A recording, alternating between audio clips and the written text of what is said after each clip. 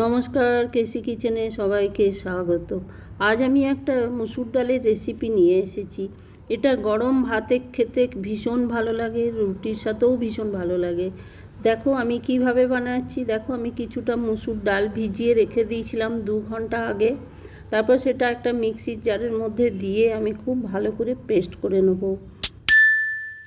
আর এই ধরনের মুসুর ডালের রেসিপি কিন্তু এখন বর্ষা বাদলের সময় তরকারিপাতি বাড়িতে না থাকলে আর এইভাবে এই মুসুর ডাল দিয়ে যদি তরকারি বানিয়ে নাও তো খেতে ভীষণভাবে ভালো লাগে। তারপরে দেখো আমি কয়েকটা লঙ্কা দিয়ে পেস্ট করে একটা বাটিতে ঢেলে নিলাম। তার সাথে 1 চামচ নুন, 1 চামচের মতো কালো জিরে আর কিছুটা ধনে পাতা দিয়ে মুসুর ডালটাকে বেশ ভালো করে ফেটিয়ে নেবো। তবে এটার মধ্যে আমি কোনো রকম ইনো বা বেকিং পাউডার দেবো না। ডালটা খুব ভালো করে কিছুক্ষণ ধরে ফেটিয়ে নিলেই কিন্তু ডালটা ফেটানো হয়ে যাবে। তারপরে দেখো এদিকে একটা মশলা করে নিই। সাদা সর্ষে, কালো সর্ষে আর 1 চামচ জিরে, তিনটেই কিন্তু 1 চামচ করে দিয়েছি। তার সাথে কিছুটা আদা আর কয়েকটা কাঁচা লঙ্কা পেস্ট করে ওইদিকে আমি মশলাটা রেখে দেবো। মশলাটা আমি পেস্ট করে রেখে দেওয়ার পরে দেখো এইদিকে একটা ফ্রাই প্যান চড়িয়ে তার মধ্যে সর্ষের তেল দিয়ে ওই যে মুসুর ডালের পেস্টটা আমি করে রেখেছি সেটা আমি ছোট ছোট বড়া আকারে করে নেব। আর এই রান্নাটা আমি সম্পূর্ণ কিন্তু সর্ষের তেল দিয়ে করব, যেহেতু মুসুর ডালের বড়া তরকারি, সেই জন্য এটা সর্ষের তেলেই বেশি ভালো লাগে খেতে। দেখো আমি একটা ফ্রাই প্যান নিয়েছি, সেই জন্য আমার অনেকগুলো বড়া একসাথে ভাজা হবে। আর ছড়ানো জিনিস নিলে কি হয়, অনেকটা একসাথে করে নেওয়া যায়।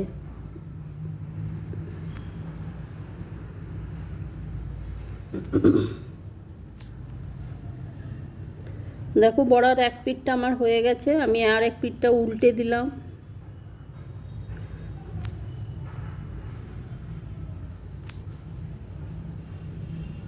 বড়াগুলো আমার সম্পূর্ণ ভাজা হয়ে গেছে। হয়ে যাওয়ার পরে আমি একটা প্লেটের মধ্যে সমস্ত বড়াগুলোকে উঠিয়ে নেব। তোমরা তো মুসুর ডালের বড়ার তরকারি অনেক রকমভাবে খেয়েছো, একদিন এইভাবে মুসুর ডালের বড়ার ঝাল করে দেখো, খেতে ভীষণভাবে ভালো লাগবে। তারপরে দেখো ওই তেলটার মধ্যে সমস্ত বড়াগুলো আমি তুলে নিলাম। তুলে নেবার ওই তেলের মধ্যে আমি 1 চামচের মতো কালো জিরে ফোড়ন দিয়ে দিলাম। আর তার সাথে আমি ছোট সাইজের একটা পেঁয়াজকে খুব ছোট করে কেটে তার মধ্যে দিয়ে দিলাম। তোমরা যদি নিরামিষ দিনে বানাতে চাও তাহলে কিন্তু পেঁয়াজটা স্কিপ করে যেও। তবে মুসুর ডালের বড়া দিয়ে যে তরকারি, সেটা কিন্তু একটু পেঁয়াজ দিলে খেতে ভীষণভাবে ভালো লাগে। তারপরে দেখো আমি একটা ছোট আলুকে ছোট ছোট করে কেটে রেখেছি, সেটাও আমি ওই পেঁয়াজটার মধ্যে দিয়ে দিলাম। দিয়ে দেওয়ার পরে এটা খুব ভালো করে কিন্তু আলুটা ভেজে নিতে হবে।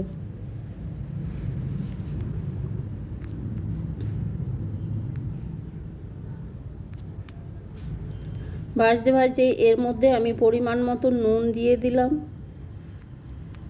1 চামচের মতো হলুদ দিয়ে দিলাম। আর এটা একটু সামান্য জল দিয়ে দিয়ে এটাকে ভেজে নিতে হবে, না হলে কিন্তু এটা ধরে যাবার ভয় থাকবে, যেহেতু এটা নুন হলুদ দিলাম সেই জন্য। তোমরা যদি চাও তো এর মধ্যে টমেটোও দিতে পারো।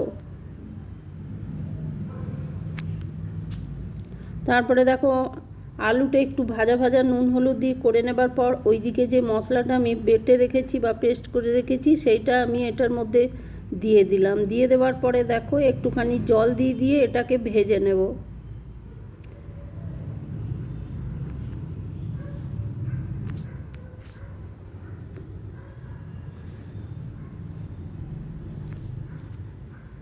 দেখো এটা ভাজা হয়ে গেছিলো। হয়ে যাবার পরে আমি জল দিয়েছি, সেটাতে আমার ক্যামেরাটা একটু অফ হয়ে যাওয়াতে দেখানো হয়নি। দেখো আমি প্রায় ওই মিক্সির জারের 1.5 জারের মতো জল দিয়েছি। জল দিয়ে কিছুক্ষণ ঢাকা দিয়ে রেখে দিলাম। ঢাকা খুলে আমি দেখাচ্ছি, দেখো আলুগুলো আমার সম্পূর্ণ সেদ্ধ হয়ে গেছে। এইবার আমি ওইদিকে যে বড়াগুলো ভেজে রেখেছি সেই বড়াগুলোও দিয়ে দেবো।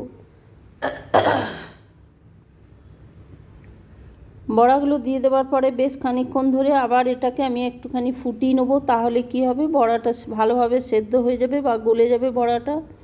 দেখো এর মধ্যেখানে আমি 3টে কাঁচা লঙ্কাও দিয়ে দিলাম। দেখো আমি কিছুক্ষণ ঢাকা দিয়ে রেখে দিলাম। ঢাকা খুলে আমি দেখাচ্ছি বড়াটাও আমার হয়ে গেছে বা ফুলে গেছে বড়াটা।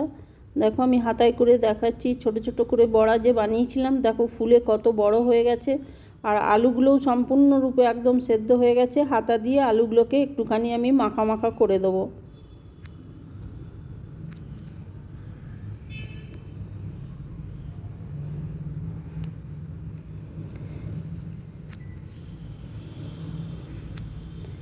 আমার রেসিপি যদি তোমাদের ভালো লেগে থাকে তো লাইক, শেয়ার ও কমেন্ট অতি অবশ্যই করে দিও, আর নতুন বন্ধুদের সাবস্ক্রাইব করার অনুরোধ রইল। তারপরে দেখো তরকারিটা হয়ে গেছে। নামাবার ঠিক আগে আমি 1 চামচের মতো কাঁচা সর্ষের তেল দিয়ে দিলাম, আর কিছুটা ধনে পাতা দিয়ে দিলাম ওপর থেকে।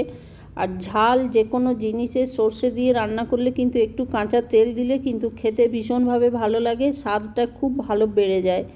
তারপরে দেখো আমি গ্যাসটা বন্ধ করে দিলাম। গ্যাস বন্ধ করে দিয়ে ঢাকা দিয়ে স্ট্যান্ডিং টাইমে 5 মিনিট রেখে দেওয়ার পরে একটা বাটির মধ্যে আমি উঠিয়ে দিলাম। দেখো কত সুন্দর আর কত লোভনীয় হয়েছে। এই ধরনের রেসিপি কিন্তু এখন বর্ষাকালে খেতে ভীষণভাবে ভালো লাগে। Thanks for watching.